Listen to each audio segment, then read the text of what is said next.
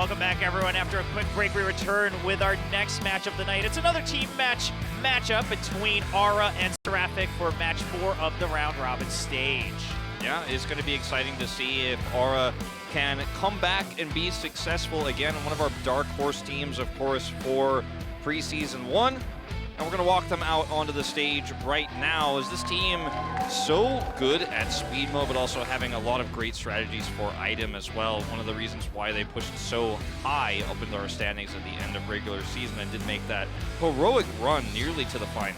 Yeah, absolutely. I mean, this is a team, while, you know, they are under an amateur banner, they don't have a pro team backing them up just yet. Even all the pro teams, they were very aware of the strength that this squad brings, and of course, they're all veterans, several of them having been on some of the best pro teams in Kartrider League previously, so we can see why they made a deep run into the playoffs last preseason. But now their first match is against another amateur banner here in Seraphic. Yeah, Seraphic coming in with some familiar faces. Of course, MINSIK, Promise, Scarlet, and Mari going to be the main roster here for Speed.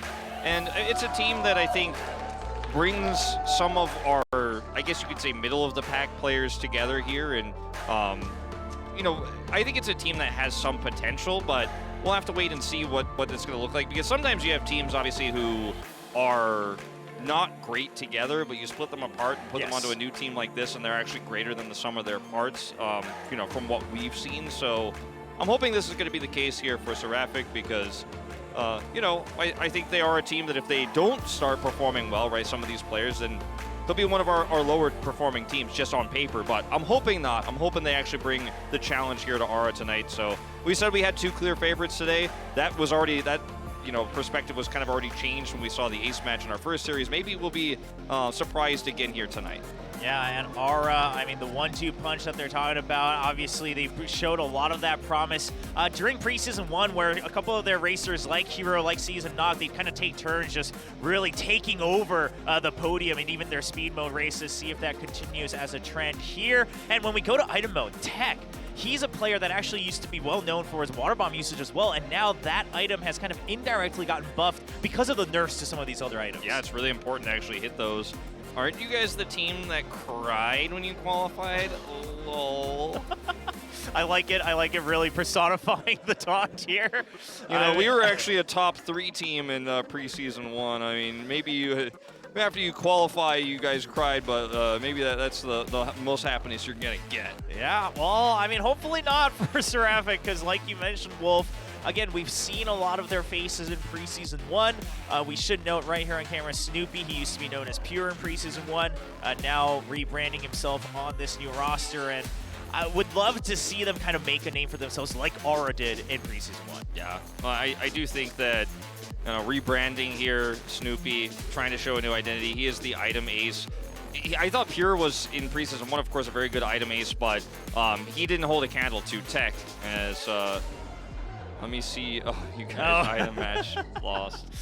Against Revenger. I mean, really, we're bringing up qualifier match results here to try to prove something against Aura, who had a top 3 finish in Preseason 1. Yeah, I mean, look, you got to say something, right? It's a requirement, you know? Yes, yes. Production's going to call you and say, what are you guys going to say? They're like, we don't have a lot of mean things to say, but we will try to come up with something. Very polite trash talk, I guess you could say. Yeah, I mean, you know, picking at whatever you can, but hey, at least it's something to your name in this matchup as we take a look at the speed mode list here. Now, we should note, Seraphic got the coin flip win, and they actually chose item priority, so Aura will be able to get that first track choice here in speed mode. Yeah, that's pretty rare, yeah, but I think it says that they are very confident in their ability to play item, and I think also knowing that Aura has been such a great team with that 1-2 punch in speed. Just take a look at the tracks. We are going to Singapore Circuit first, so we'll be seeing that one guaranteed here. Then Facility 5, Extreme Stadium, Mine Winding Slopes, and then Boom Hill Tunnel, which was banned, of course, in our previous series. So we will not be seeing New York Rally. We're not going to be seeing Japan here either. So very different list of tracks this time around. And, you know, no Terracotta Twister, also banned here by Seraphic. Yeah, good point, actually. Terracotta Twister being banned and then Factory Facility 5 being selected early on. Not very common, right, both of those choices, but that does give us a little bit of variance here in our speed mode track list, so that's good news for the viewers who just want to see how all these racers do on a couple of these newer tracks. And, of course, one of those is going to be Singapore Circuit that came with a refurbished look here, or renewed look, rather, here for WKC Beam as we go into track number 1.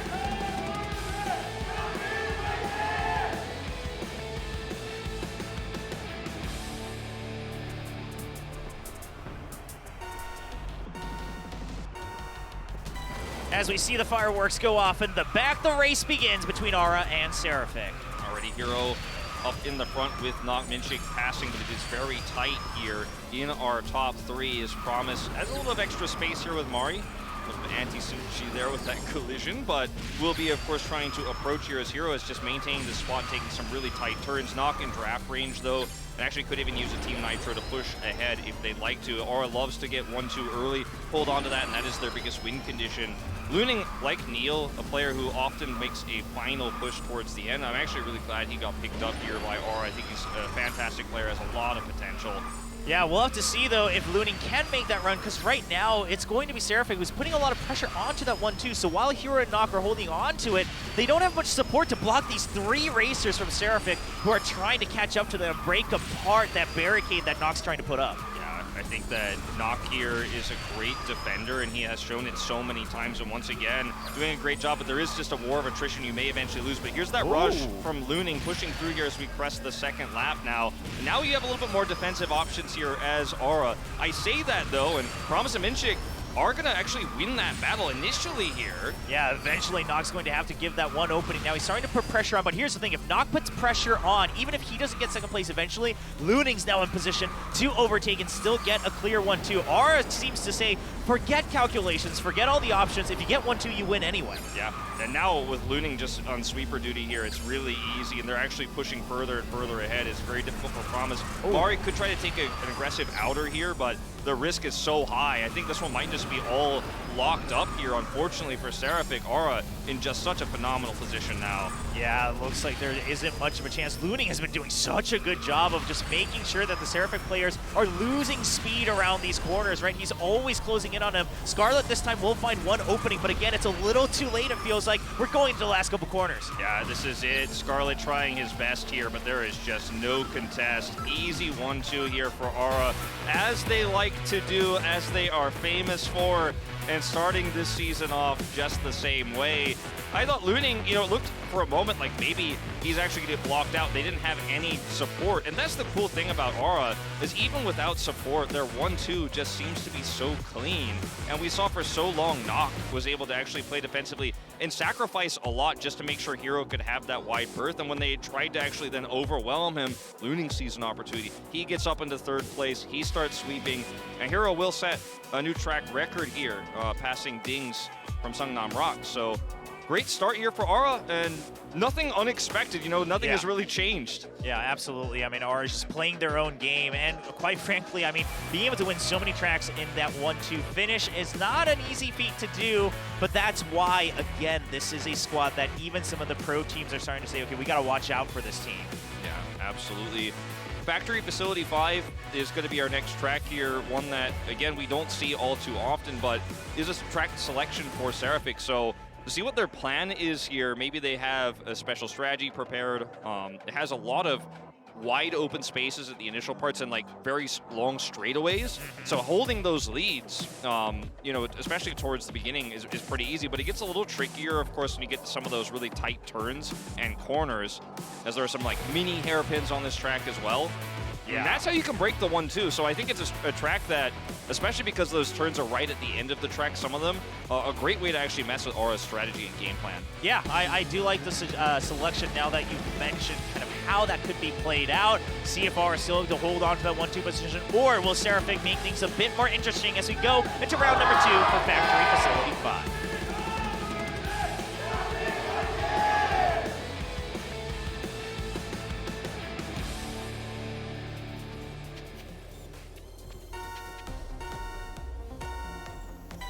off we go here. Aura leading 1-0 right now, and at the beginning of the track here, once again, Hero and C's pushing up to the front here as MINSIK really the only one could test. Still early days here, but we're moving now away from those long straightaways, and this is where things are going to get a little bit tighter here. Let's see what Seraphic has planned.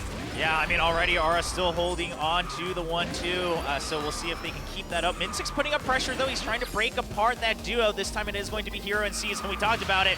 You know, it's always kind of a different duo per track here for Aura. Yeah, it certainly is, and Nock this time actually sitting in 5th place, but he's challenging here. I mean, it's basically a 4v1 onto MINSIK here, and sometimes that can lead to an opening, but the wider part of the track is really at the beginning. Now it's getting a little bit tighter. Obviously, these are some of those turns I was talking about here on this one-lap track, and the tighter parts and the final few turns are where you have an opportunity here as Seraphic to make that challenge, but it's kind of impossible if you don't have anyone to actually make the challenge itself. Ooh, Mari goes just flying off. Sure, Nock makes a couple of collisions as well, but the thing is Nock did his job, right? He's pressured enough where Seraphic was actually fighting amongst each other to try to find an opening, and now it seems like maybe the lead's gone a bit too far already. Yeah, and Looning is now in these tighter turns able to basically alone, if he needs to, sacrifice himself, he can to make sure the 1-2 comes through. This is the part where Seraphic wanted to contest, but they're just too far behind with no real setup. Yeah, and it's just going to be a clean 1-2-3 finish again. I mean, Aura is looking dominant in speed mode so far against their opponent, Seraphic. Yeah, this is, I mean, clinical, and I hate to say it, but it wasn't even close. And I mean, this is your track pick, and it's a one that I thought maybe would throw Aura for a loop because it's so unusual. And it's also one that I personally do agree with the track choice. I think it's a great one to try to break up that 1-2, but when you fall that far behind, and Mari and crew falling out there with Doc basically just tossing himself to the wayside to block 3 players from challenging, then it was really just one player who could actually try to break that setup there with Looning once again. Sitting in a good spot in 3rd, and it's just the game plan for Aura. They just poured it from track to track. And like you said, sometimes it's a different 1-2 in terms of the players there. But it's often Hero, and it's often the starts that no one can really prevent. And I think maybe that could be a way for Seraphic to get in here. But again, it's just easier said than done. This is a roster that's largely stayed the same. And so, you know, if it's working, why change it? Yes, absolutely. And here, Mari, he's trying to take a much sharper turn to try to save time, and Nock just says, nah, not on my watch. He goes and bumps him, Mari out, and then he just collides into the walls to block and stop even further members. And what a great team racer to have here for Aura, right? I mean, if he's in the 1-2, he'll keep up the speed, but if not, such a great sweeper that's really been keeping them in the races. Yeah, Nock so famous for these types of plays. Aura look like they might just be taking this one 3-0. We'll see if Seraphic has something special planned here for Glacier, or it might just be the 3-0.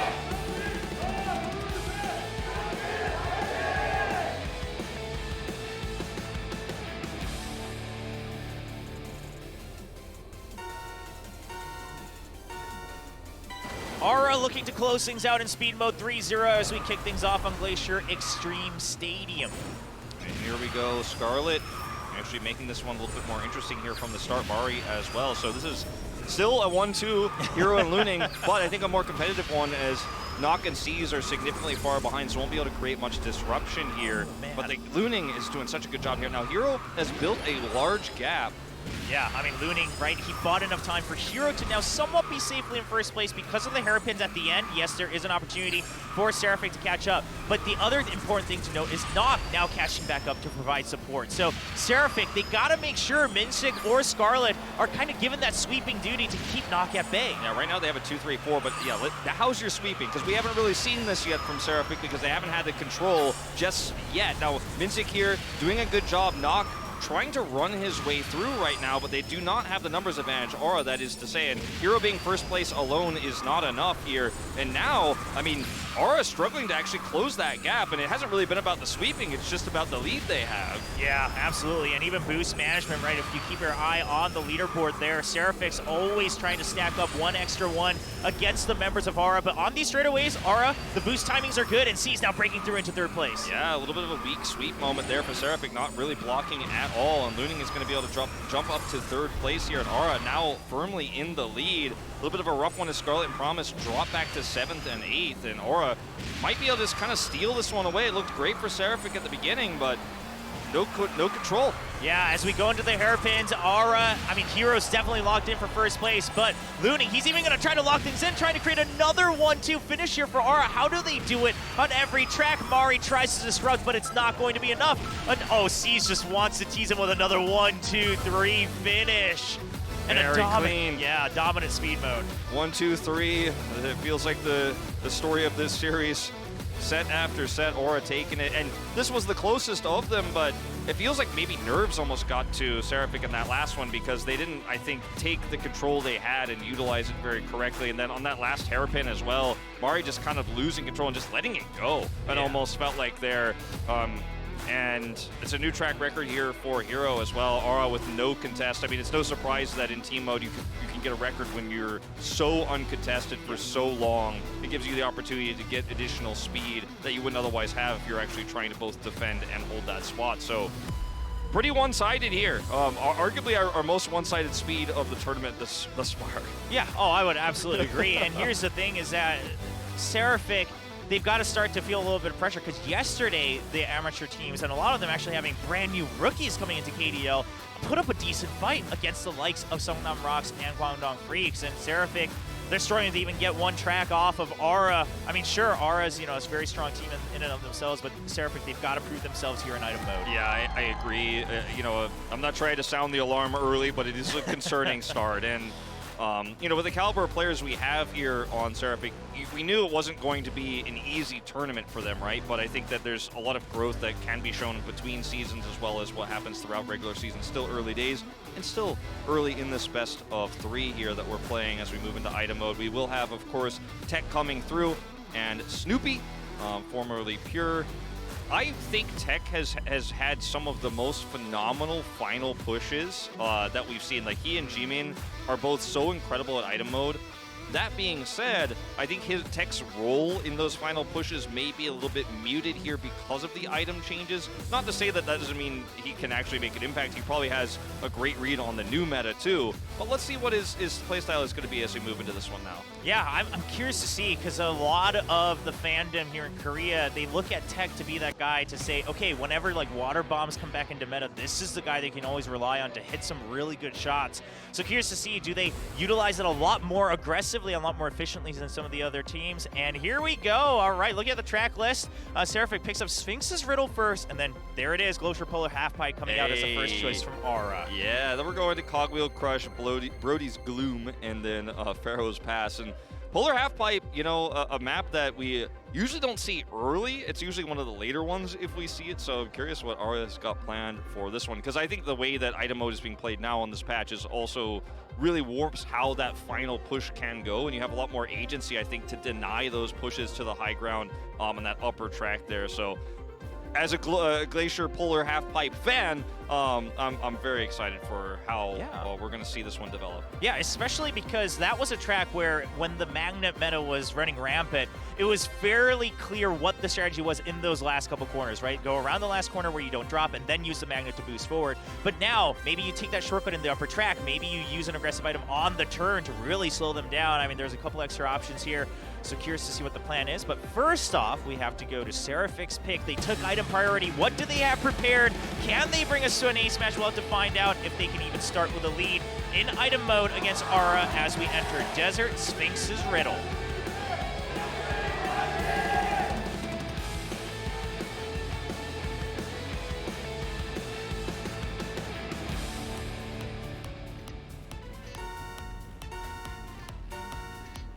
And item mode begins. Aura already with the speed win under their belt. Yeah, very dominant as well. So we'll see Hero get caught here early on. As Knock can I hold on to a shield as Hero will grab. Unfortunately for him, nothing too great out of this, just the double nitro. Not going to pick up any lightnings. Snoopy also double missile.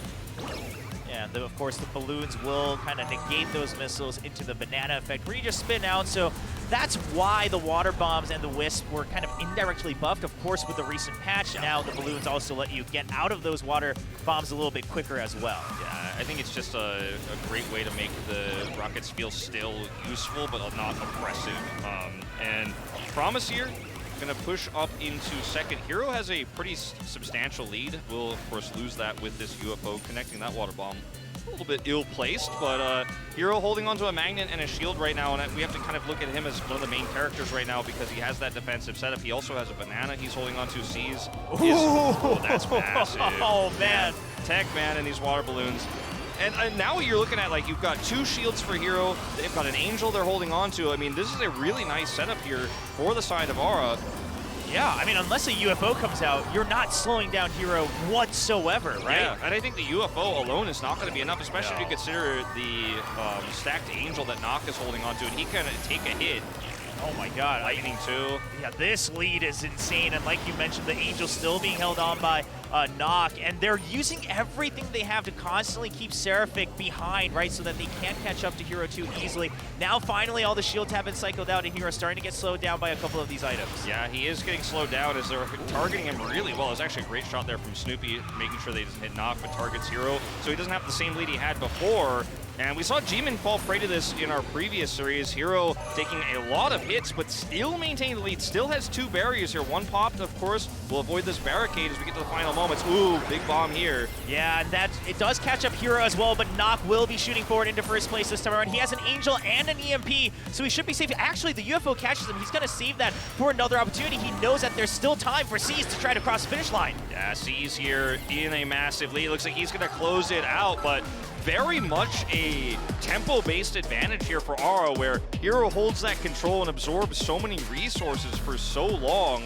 Not entirely sure why he did not EMP that UFO we saw there. I believe it was Nock who was holding onto the EMP, didn't use it there when the UFO hit him. But regardless, like, they had a great defensive setup, and Hero absorbed so many resources that I think ultimately Seraphic couldn't really get a tempo advantage elsewise, and even though Hero wasn't ultimately the one to cross the finish line first, the strategy held stronger, at least much better than what we saw when G-Man was in first, because Hero had a much bigger lead than what we saw from G-Man earlier. Yeah, basically really drawing so much aggro that the rest of his team can still maintain the lead. And like you said, I mean, Nock, he doesn't EMP, but I'm starting to wonder, maybe it was intentional, right? Because of the distance they had, he knew that Seas was still nearby, and say, okay, well, if I take this UFO, and if maybe they come up with another magnet or a UFO right at the end, I can still have this EMP to really shut that down, understanding that I don't have to be the one to cross the finish line as long as our team does it. Yeah, exactly. I think that you might be onto something with that.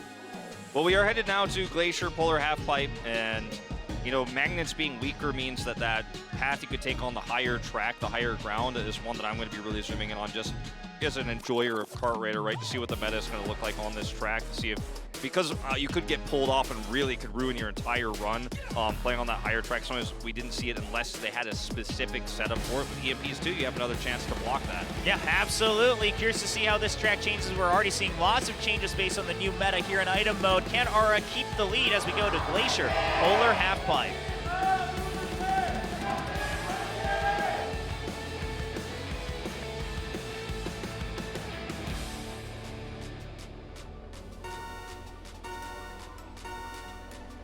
Off we go here on Polar Halfpipe. Aura up 1-0. Promise with the lead.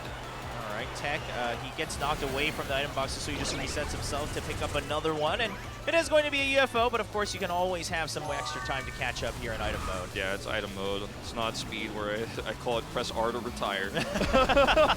Yeah, very different meaning here in item mode. Yeah. It's much rougher if you gotta resort to that. We already do have, it looks like Seas, who took the upper track with a boost, and he is well ahead, and he is gonna force a lot of these UFOs to start coming out early. Ooh, nice avoid there on the balloon from Seas here, who's got an EMP and a shield. Will pop the shield. Now he's got double EMP. I don't know how impactful that's going to be here, but it is going to feel nice for the time being at least. Taking that outer path so he won't be hit by any other projectiles. Will allow MINSIK to take first here.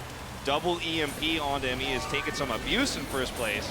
Ooh, and lots of wisps just hitting all at once across the board. So everyone kind of resets here in lap 2. Now, we do have Nock with an Angel and a Lightning. Curious to see if he holds on to that Lightning for a potential attack in lap 3. Yeah, he can just play a supportive role with Angel and Lightning now and say, I'm not the main character of this one. And as we will see, no one really able to get onto this high ground this time around. Just not wanting to use any resources to commit to that. As Nock is still, again, playing that supporter, he's just going to sit at the back and see if he can change the outcome of that final push, which I think is wise. You know, you don't need an extra body in item mode necessarily. You've got a great setup to support Tech and Seas who are up here at the front. Yeah, and Tech just trying to keep everyone at bay here in the lead, and he's going to do a good job of it, even using that Wisp to make sure he can put C's back up front. C's is going to use a shield to be able to avoid the lightning, try to keep the lead himself. He is going to hold on to it. He has his own lightning as well, so double lightning on the side of Aura between Nock and C's. Yeah, and he's lucky he picked up a shield here too, so he's got both something you can use offensively and defensively, as well as that additional shield. So Promise up here on the high ground, boosting forward. Hero with a great play here, Magnet held. Yeah, see if he can hold on to this first. Water Balloon's not going to hit him. Yeah, and the barricade, Hero's aware of that. It's from his team. He's going to avoid it now, and the double lightning still in hand for Aura. Feels like checkmate. Yeah, I mean, there's no way they can stop this run from Aura, even the Magnet to really secure it here from Tech. And while the lightning's going to hit, Tech will spin right across the finish line here for Aura. That was pretty clean, and they knew also, of course, that there's no Angel to block that lightning. And yeah, a lightning does come out as well from Seraphic, but it's not able to actually stop Aura from crossing the finish line. The lead is too great at that point, and really just managing their items well. And I think that when you watch players like Nock just basically say, I'm a supporter now, I'm going to sit back, this game is not about me, I'm going to hold these items in my inventory. We did see stuff like that sometimes on the previous patch, but in this one it's kind of like, well, we're going to sacrifice tempo for a little bit of really strong setup for that final push. And the trade-off works out here very well for Aura, and it is just going to be a dominant start for Aura here in this tournament, just absolutely crushing. We might see a 6-0 today. We could, yeah, and it would be our first one of preseason too, and wouldn't be a great start for Seraphic, but it would be a great statement for Aura to say that, you know, that top 3 finish in preseason 1, it wasn't a fluke. And this is Tech, man, with his final Magnet pushes. You talked about his bomb placement being so great, but pushes the Magnet through. They've got the shield here, and the Angel is popped, and then they have double lightning season Noctis sitting at the back here. And even though Tech is going to eat a little bit of this, it just doesn't matter. They've got it to use defensively. And, I mean, that was, like, clinical plays. And Aura's always been so good at item mode, and you just see it here again. The patch hasn't changed anything for this team. Yeah, and the crazy part about the ending is he relies on the old reliable Magnet boost, but then the Angel comes out just to block the lightning, so he still gets hit by the missile, but that's only a spin out, right? So Tech will be able to cross that finish line. Can they make the first 6-0 preseason 2? We'll find out as we go to Factory Cogwheel Crush.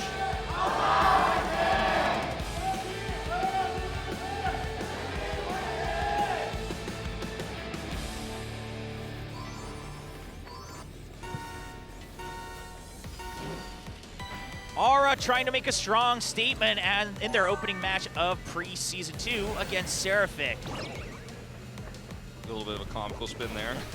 You'll have to see it in full zoom in with its great sound effect. The C's is going to pull ahead here, and Hero is just going to do a double spin here now. As we'll see if the advantage here in bodies for Seraphic is going to actually end up being impactful. They've got 2 Wisps and a Magnet they could use for some additional advantage. MINSIK going to pull ahead, toss out that banana, pick up a shield, and he's actually starting to get a big lead himself here. And now, you know, we could see MINSIK try to pull off the same thing that Hero did, especially with Nock getting caught here. Now that lead is starting to really stack up. You can see it there on the map on the right side of your screen. He's got quite the advantage. Now Tech is going to come challenge, and he's actually in Magnet range.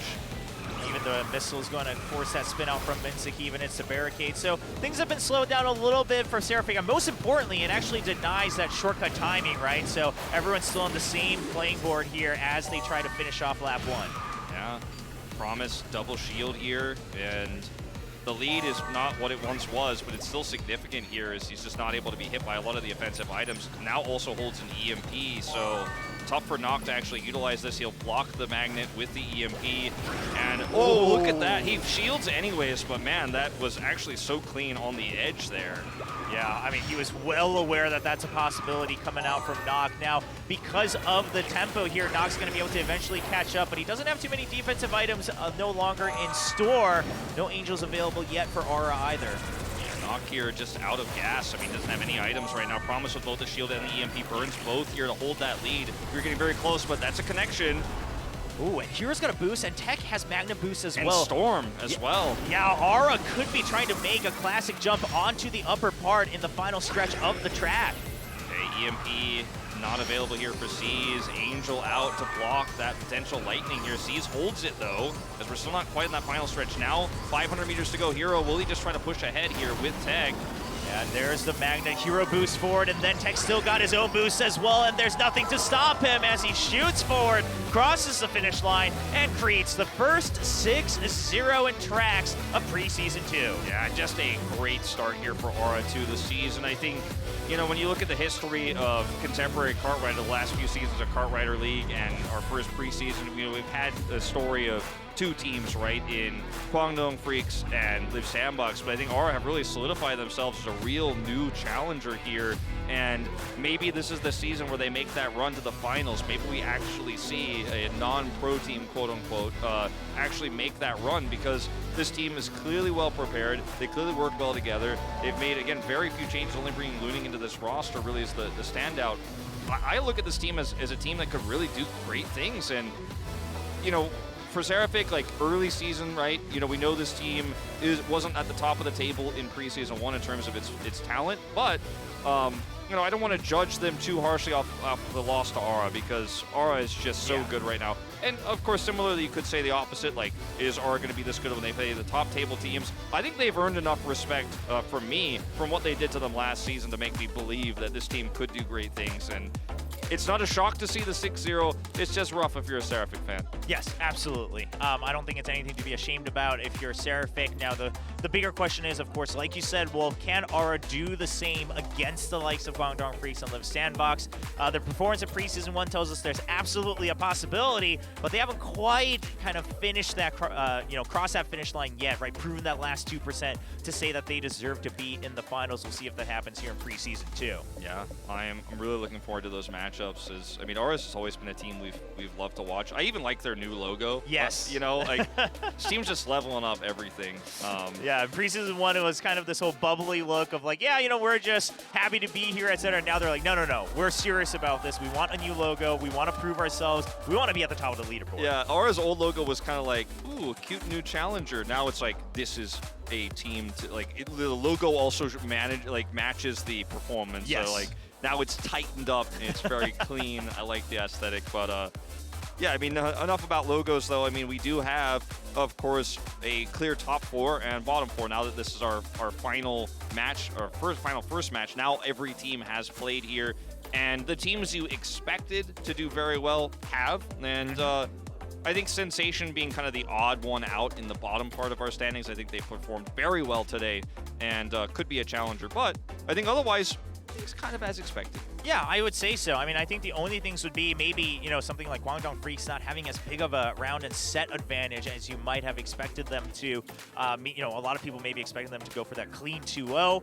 in their opening match. Didn't happen, and then that goes to, you know, talk about teams like Potential putting up a pretty decent fight in their opening match. So the order, I mean, the overall top 4 versus bottom 4, it is what you'd expect, but clearly we're seeing, okay, we might see another shakeup like we did with Aura here in Preseason 2. Yeah, certainly could be the case. I'm just looking forward to seeing, like, some of these big matchups now that we haven't seen, like Guangdong versus Live Sandbox, Aura versus Guangdong, and Aura versus Live Sandbox. Those are the ones that I'm very much looking forward to. And I think one of the other things is when you start to look at some of the bottom of the pack teams, they also playing against each other, I think, will showcase some of their skills, because sometimes you just get destroyed by an elite team. But when you actually have two of the bottom teams play against each other, then you actually get to see some of the skills that don't necessarily translate against top teams there at the bottom. So it feels cool to also watch these rookies then perform and actually get to have their time in the spotlight as well. Yeah, and that goes back to something you mentioned during the races as well, where if you're playing against kind of these pro teams, the pressure gets to you, right? And you don't get to really show off what you've been practicing, what your own potential looks like, because you're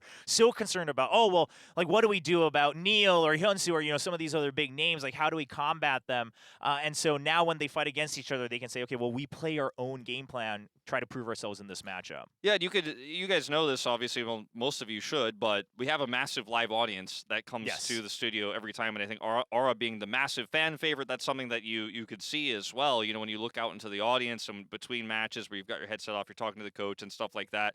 Like, it feels like everyone can be rooting against you as well, and there's a lot of stuff that is added pressure in Kart Rider just because this is a new game. You're trying to solidify your legacy. And I mean, it's what makes it really fun, right? It's why ace matches are so tense. Who's it going to be? Is Neil going to come through? You know, I'm just glad to be back. Yeah, and again, right, we keep mentioning, right, we're still in this preseason. We're trying to figure out, okay, who really are we keeping our eyes on as we go into the regular season, and also give chances for these players to really get accustomed to Kartrider Drift League, really try to make a name for themselves and get a boost in their career. And we're constantly seeing new rookies show up, both in team matches and, of course, solo matches, which we still have left for tonight's recipes as well. And if you're on a non-pro team, proving yourself and actually showing your skills can be how you make your way into said pro teams, right? And how you can end up maintaining your spot and stuff like that and honing your skills. Being in Team League is actually such a huge boon because it allows you an entire regular season of constant play, which could then be a benefit for your solo races next time you go to qualifiers, for example. Speaking of solo. Yep, we got more matches, races coming up tonight. Ladies and gentlemen, we're going to take a quick break. When we come back, we get to take a look at the intense Group B of solo matches here in Preseason 2. We'll be right back.